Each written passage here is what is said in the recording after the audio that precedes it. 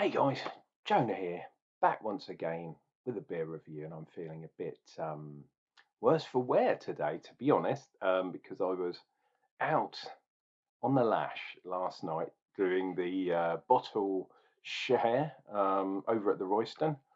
Um, I think we got up to 15 beers. Not sure. It was quite a lot, and some of them were blooming strong. And when I say strong, I mean over 10%. Yeah, in 750 bottles, a lot of them. Just ridiculous. If you ever get to do a bottle share, I would go for it because, yeah, you try some crazy beers, which was cool. I took along my Saison de Pont and my Roquefort 10, that's a strong beer. Anyway, that was then. This is now. So we are going to do another one from the Netherlands. And yesterday we were talking about the ladies. Today we are talking about the brothers-in-law over here. Well, they're actually over here in Utrecht, which I have actually been to. But alas, I beg your pardon, dear viewer. Alas, there is nothing else in that episode about this beer, which is a shame. They fill it a lot full of fluff. But what I did read, and this sums everything up I've been talking about for the last sort of 15 years or so that I've been on the YouTubers. Um, the head of this brewery has described the brewery as tradition with revolution. Um, that sums up everything bad about craft brewers. I mean, it's absolute nonsense, ridiculous. Anyhow, the beer we are having, hopefully the beer's good. Brothers-in-law, Little Cub or Lil Cub, Black IPA. There is a rather dashing Canadian, I would say. He's a lumberjack and he's okay. He's chopping wood all day. There we go. Black IPA, 6.5. Special number 3, it says. Interesting. Here we go. It says sometimes the name doesn't match the look, or the bite for that matter. Little Club is a beast of a black IPA. Bold dark, a hint of roast, run into him in the woods. Whatever you do, don't ask for a light beer. Well, that's cool. And we shall see if we can find out what the ingrediente. Chamon. So we got barley, we got oats in there, which is good, and wheat. So it's a proper IPA base. And there we go. There's the brother-in-law in Utrecht. Oh, look, IBUs 50. That is quite hoppy for a dark beer, but it is an IPA. It has even got a black top, but no, it's a pussy. It's got a silver bottom. You're only a real man if you have a black bottom. Um, that's what they say. In fact, that's what I say. I'm quite liking the black bottom men and women of the world, especially when it's a black IPA. This one is actually fizzing up a bit, so yeah, not a good sign, especially considering this has been in the fridge for a few days. Cool. At least it didn't explode everywhere. Right. Let us, with a Netherlands tulip glass, let's get this bad boy in there. And while we are doing the pour, we have got Citra in here. We've got Chinook, Simcoe, and Magnum for the bittering.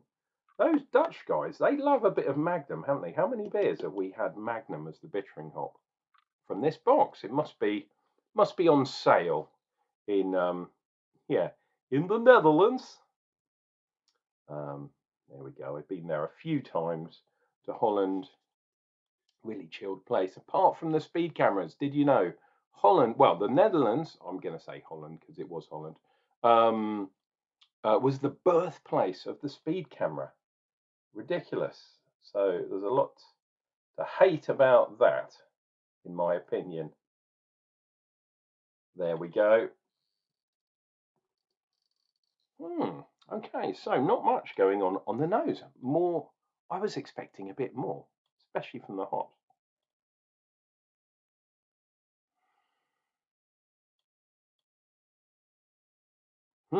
Okay, so I am getting a little bit of hops, but I'm also getting some dirty brown, dirty dark malts, which is good because that's what a black IPA should have.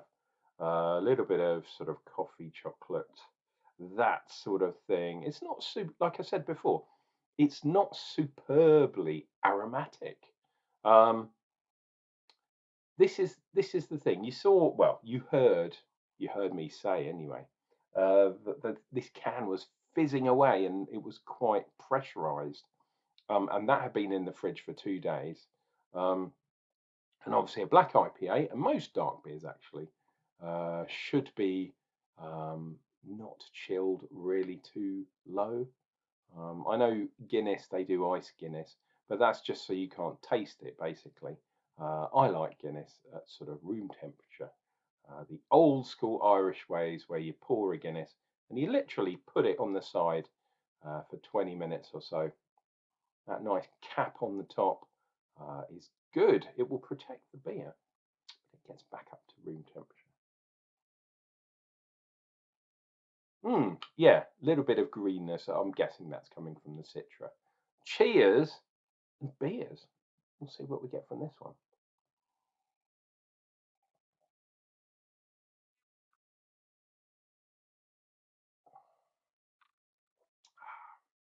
Okay. Oh, okay. So the first thing, it is a genuine IPA. Call this one a New World IPA, even though it's only from the Netherlands. It's mainly because of the hops, to be perfectly honest. But you could say all beers, nearly all beers, use yeah, New World hops these days. Apart from perhaps some East Kent Goldings and maybe a touch of Fuggles. You don't usually put those in IPAs, to be honest. Anyway, yes, lovely. I would say kind of more generic kind of hop bitterness. So 50 IBUs.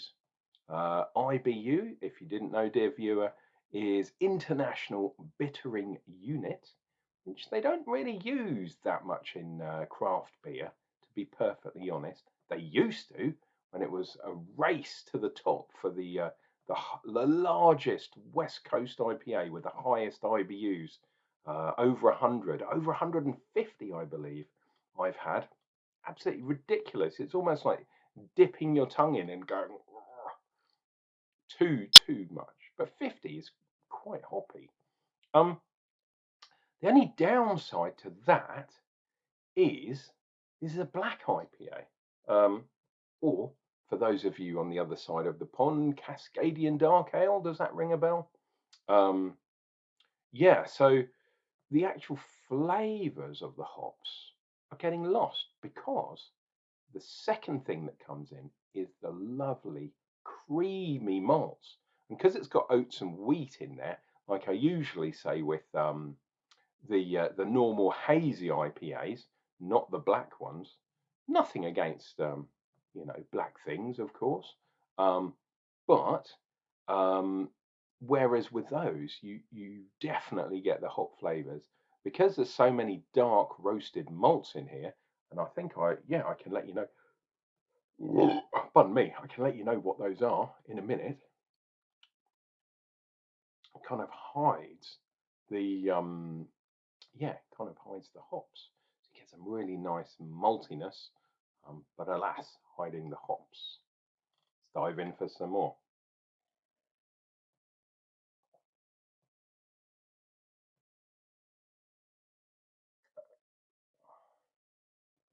Oh, lovely stuff. Yes, so reading off beer 52.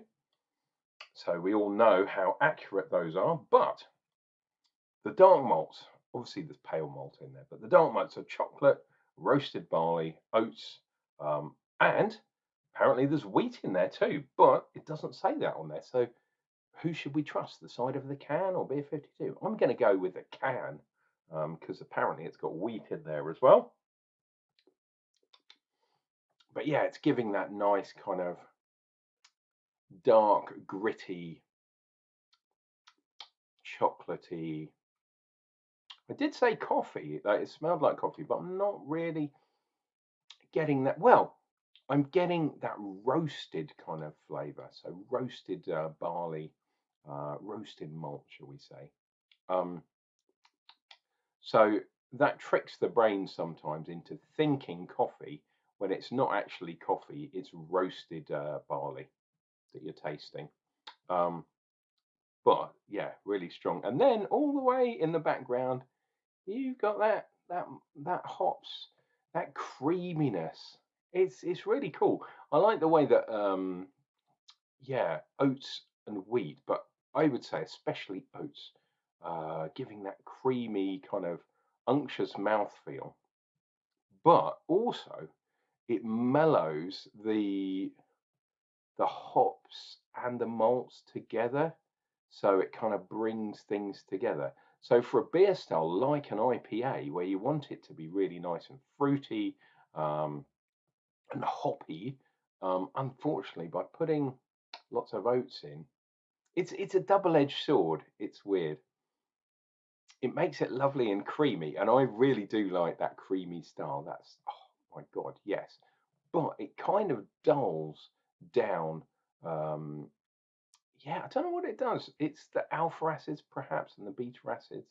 It does something that just sort of brings the hops down just a little bit. And sometimes you really want lots of hops, hop explosion.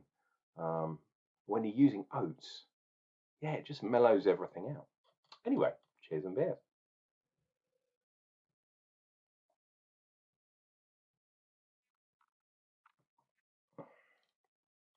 Oh, let's have a look at Foam Watch. So 3 sips, 3 lines, which are good. And on the back, let's have a look at Foam Watch. We've got some sort of attacking kind of dinosaur. Oh no, look. Up here we have a coq sportif. Looking the wrong way, I think, but giving that European thing. And there's some weird kind of floating man with his hands in his pockets.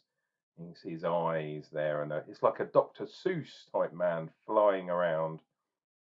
Absolutely ridiculous. But that is just like me. So if you're new to the channel and you're still here, welcome to the madness. Please think about subscribing. Please click like. That really does help me out. Why not drop me a comment, even if it's to say, you absolute nutter, what the fuck are you talking about? That would actually quite make me smile. Anyway, there we go. Lil Cub, Little Cub, my brother-in-law's brewing out of Utrecht. There we go. That is the beer of the day. It's a pretty good one, actually.